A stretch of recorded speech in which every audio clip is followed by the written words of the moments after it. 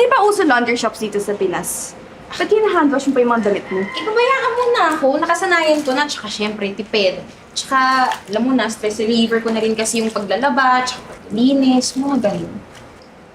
Naalala mo nung bata pa tayo? Mahilig tayo manood ng mga teleserye. Ginagaya natin. Ikaw, yung muchachang bida.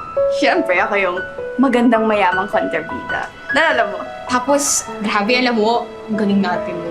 Akala ko maging artista tayo. Wes! Ayan! Laban mo yung mga damit dyan. Yan. Gusto mo, ha? Paputiin mo!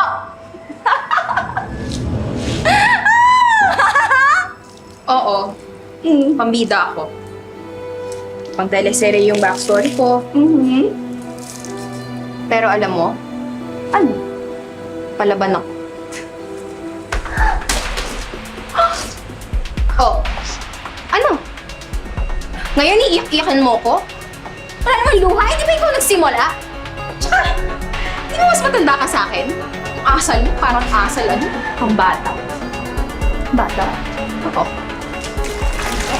Ayan! Ha? Ano? Gusto mo? Yan! Bakit? Sana mukha mo! Kaya ako na yan! Saan ka yung nanay mo? Ha? Sumusobra ka na isip ko sa bahay! Pero sinasabi mo, hindi ka naman masaya! Mga ate, ano nangyari? Tilabahan niyo yung mga sarili ninyo? Pintor, pigilan mo! Pigilan mo! Bilis! Ate!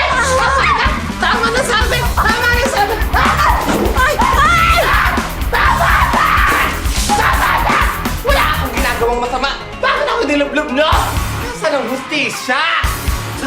Tingnan mo! Ba't ka sa kasali? Ay, tama na ha! Ay, sobra na kayo dyan. Ha? Bakit kayo ganyan?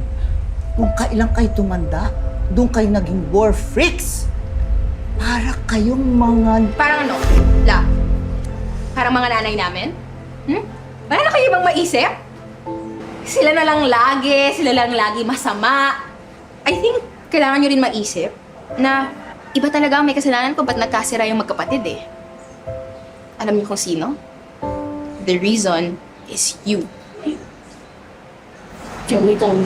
Hindi, Ate Loli. Di ba? Kailangan marinig ni Lola to. Kasi kung hindi ngayon, kailan pa? Bakit yung pinalaya si Tita Lita at si Ate Loli nun? Dahil sa scam? Na sila naman talaga yung naging biktima? Tapos, dinamay niyo pa yung nanay ko na nagsumbong kuno kahit wala naman talaga siyang kasalanan. Lola, nagkasira tuloy sila ni Tita Lita.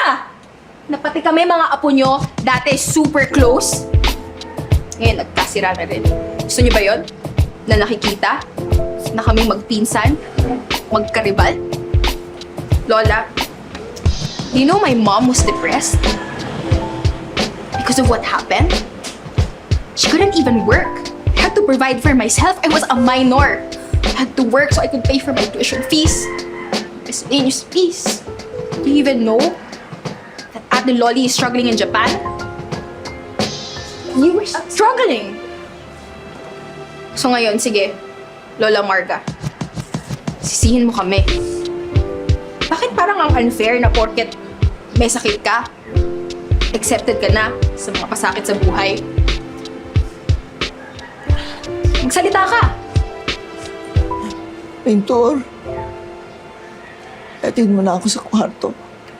Masama ang pakiramdam ko. Lola! Sagot ka naman! Atid mo na ako sa kwarto. Ate Candy, Ate Loli, kalma. Huwag mo nang ulitin yun. Alam mo naman na-miss kita. Ayaw naman talaga ka ng kaaway eh.